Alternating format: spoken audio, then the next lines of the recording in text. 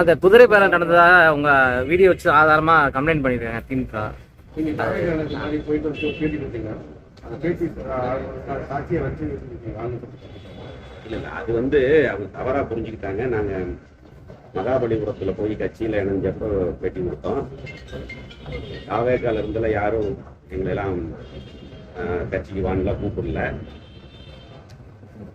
அதிமுகவுடைய தலைமை மீது ஏற்பட்ட அதிருப்தியின் காரணமாக சட்டமன்ற உறுப்பினர்கள், முன்னாள் அமைச்சர், முன்னாள் எம்எல்ஏ மற்றும் மாவட்ட அளவிலான நிர்வாகிகள்லாம் நிறைய பேர் கொத்து கொத்தா போய் தாவேக்கால சேர்ந்தாங்க.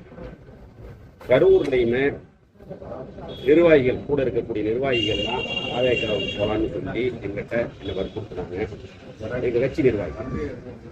அது சம்பந்தமா 11 மீட்டிங் போட்டோம். கரூர் சட்டமன்ற தொகுதி, ஏன்னா அவங்க தான் வேலை செய்ய ஜெயிக்க வச்சவங்க. கரூர் சட்டமன்ற தொகுதி மற்ற 3 தொகுதியில் இருக்கக்கூடிய நிர்வாகிகள் எல்லாம் வர சொல்லி இந்த மாதிரியான ஒரு கருத்து இருக்கு, நம்ம அடுத்து என்ன பண்ணலாம் அப்படிங்கிறது சம்பந்தமா கருத்து கேட்டோம். ஒரு சிலர் வேண்டான்னு சொன்னாங்க. பெரும்பாலான அவருடைய கருத்தை ஏற்று நாங்க இன்றைய முதலமைச்சர் தளபதி அவர்கள் தலைமையில் இருக்கக்கூடிய தமிழக வெற்றி கழகத்தில் போய் இணைஞ்சோம். அப்ப பேட்டி கொடுக்கும் பொழுது அதைத்தான் சொன்னோம். அதை தவறா புரிஞ்சுக்கிட்டாங்க.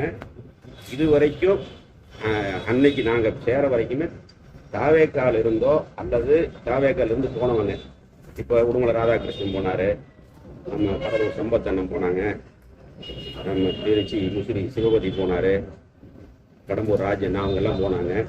அவங்களே என்னோட அமைச்சராக இருந்தவங்க. அவங்க கிட்ட என்ன கேட்டோம்னா, போனீங்க அங்க என்ன மாதிரி, அந்த மாதிரி தான் பேசியிருக்கிறோம். அதைத்தான் சொன்னேன். நம்மளோட நிர்வாகிகளுடைய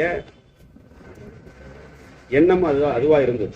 அதனாலதான் இன்னைக்கு நிறைய நிர்வாகிகள், ஒன்றிய செயலாளர், நகர செயலர், பகுதி செயலாளர்கள் என்னோட தாவேக்கால இணைஞ்சிருக்கிறாங்க.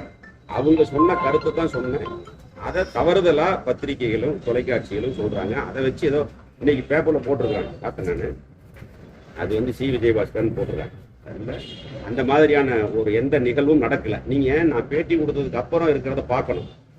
நான் அந்த பேட்டிக்கு அப்புறம் சொல்லியிருக்கேன், அதுலயே சொல்லியிருக்கிறேன்.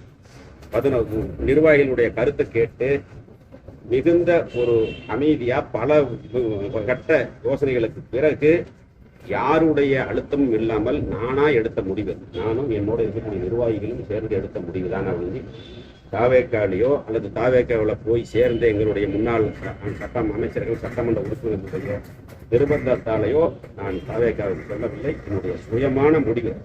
செய்திகளை உடனுக்குடன் தெரிந்து கொள்ள கீழ்கண்ட கேபிள் மற்றும் டிடிஹெச் நெட்வொர்க்குகளில் எம்நாடு செய்தி தொலைக்காட்சியை காணுங்கள். பாதகம் செய்பவரை கண்டால் நாம் பயம் கொள்ளலாகாது பாப்பா. மோதி மிதித்துவிடு பாப்பா, அவர் முகத்தில் உமிழ்ந்துவிடு பாப்பா.